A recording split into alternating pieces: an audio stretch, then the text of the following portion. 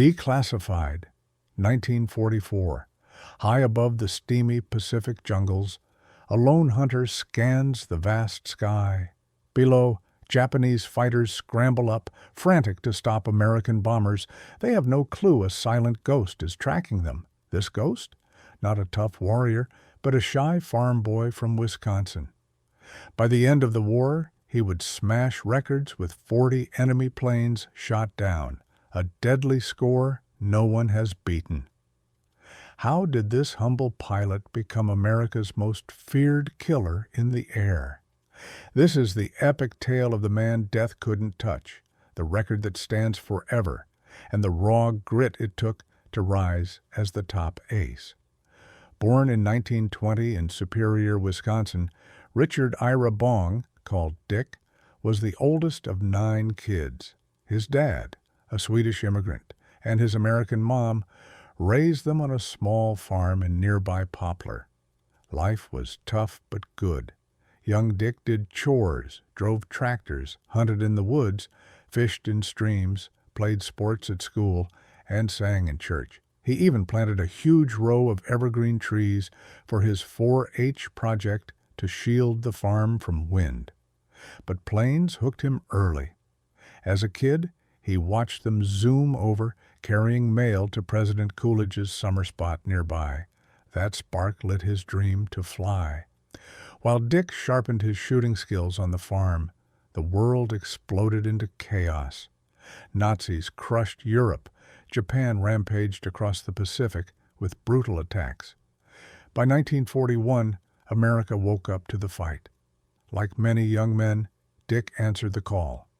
At 20, he joined the Army Air Corps as a flying cadet, just as the U.S. jumped into World War II.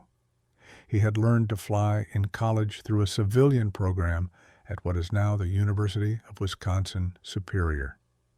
Teachers spotted his gift right away. He didn't just pilot planes, he became one with them, like the controls were part of his arms and legs. But his bold spirit almost wrecked everything. Posted at Hamilton Field in California, Second Lieutenant Bong met the P-38 Lightning, a beast of a fighter, the deadliest in America's lineup. He loved it instantly.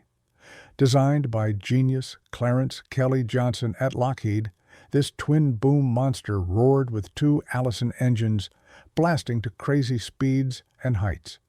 Its guns? 4 .50 caliber machines and a 20mm cannon, all jammed in the nose for a straight savage blast. One quick aim, and boom, total destruction. Yet the P-38 was a nightmare to tame. Its turbo boosters acted up. In steep dives, shock waves locked the controls, dooming pilots to deadly crashes. Many died just training. Dick? He pushed it wild. Official papers hid his stunts as unauthorized flips, but truth was insane. He buzzed San Francisco's Market Street so low, folks on the ground saw wing bolts. He looped the massive Golden Gate Bridge. Pure thrill, but also testing edges, his and the plane's. His boss, General George Kenney, hated show-offs. A sharp leader running the whole 5th Air Force, he dragged Dick in for a brutal scolding. Dick braced to lose his wings forever, but Kenney saw fire in his eyes, not cocky pride, but rock-solid skill, a rare talent. Instead of crushing him, Kenney shaped him into a weapon, extra drills, then full release. By September 1942, Dick hit New Guinea, the war's bloody front, where U.S. troops fought tooth and nail to block Japan's push. His enemies? Seasoned pros flying since 1937 in the slick Mitsubishi A6M0, a twisty legend that danced past most Allied birds. A green farm kid should have been toast. But Dick's P-38 changed the game. Japanese aces tricked foes into slow spins where zeros ruled. One wrong turn, dead in seconds. Dick refused. Over Buna's first clashes, he studied hard, then flipped the script. His plan, brutal and smart, climb sky high for the edge, dive like lightning, Fire a tight, deadly burst, zoom back up, hit hard, vanish fast, never chase, never twist. His logs were plain and cool, like him, heights, setup, results. But hidden was pure brilliance. While others wasted bullets in wild sprays, Dick's cameras showed stalker patience, perfect spots, flash violence, quick escape. Buddy Ace Major Thomas Lynch called it surgery. Calm cuts, no mess. Dick's bullet hits? Sky high, from natural aim, shooting where the foe would zoom, not where it sat.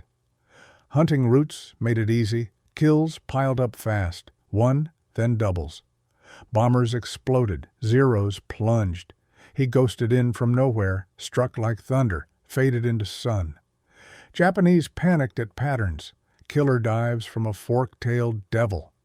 Dick's P-38, painted Marge for his girl back home, became a nightmare sign, death for them, shield for U.S. bombers. He called it the most shot-at girl in the Pacific. By early 1943, ace status. By year's end, legend exploding. July 1943, over Lae, New Guinea, air choked with smoke and terror. Huge Japanese bomber packs, guarded by Zero swarms, roared at Allied lines. Ground troops in holes stared up at doom. But Dick's squad climbed into blinding sun, ready to unleash hell. Now a battle boss, he held high, making enemies squint. He waited ice cold for the perfect slip, a bomber gut exposed, a Zero stray, attack, P-38s plunged like hungry sharks. Dick charged first, ignoring twisty Zeros, ripping into bomber's core. One blast, a Mitsubishi shredded in fiery bloom. No gawk, he rocketed up, eyes hunting next. His team wrecked chaos, too fast for Japanese to catch.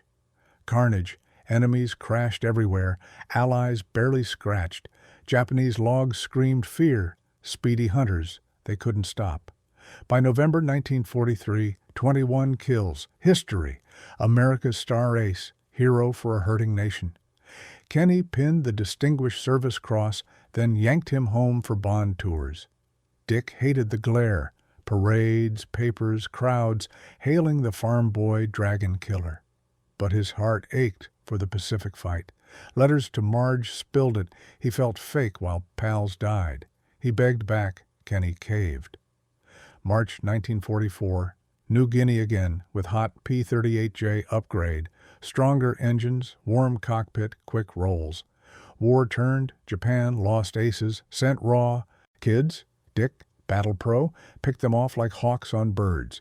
He nailed head-on rushes, nerves of steel, firing till collision loomed at 800 Mailrem debris flying past. Gun films, him blasting through wreck clouds. June 1944, 27th and 28th, kills beat WWI ace Eddie Rickenbacker's 26, top U.S. ace alive.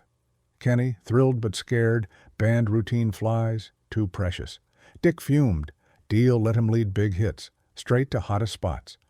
October 1944, Balikpapan, Borneo. Guard B-24s bombing Japan oil hubs. Foes hurled all, sky a mad whirl of fights. Dick set squad with sun behind, blinding them. Dive, blasted one, but shells tore his right engine, fire erupting, alarms blared. Smart move, bail home on one motor. Dick, no way. He shut the dead prop, killed flames, spun back, smoking, slow. Hunted another, downed it, then limped over endless sea. Land crew gasped at the whole riddled mess, called it junk. But Dick fixed Marge himself. Soon flew again. Legend sealed, tough as nails, unbreakable. Kill sword, 35, 36, 38. December 1944, 40. Mind-blowing. High brass via MacArthur grounded him forever. War over for him. Last fly, December 17th, 1944. Quiet patrol, no action. Back to U.S. fame storm, but he craved farm peace. He was Hope's face. Quiet power to win.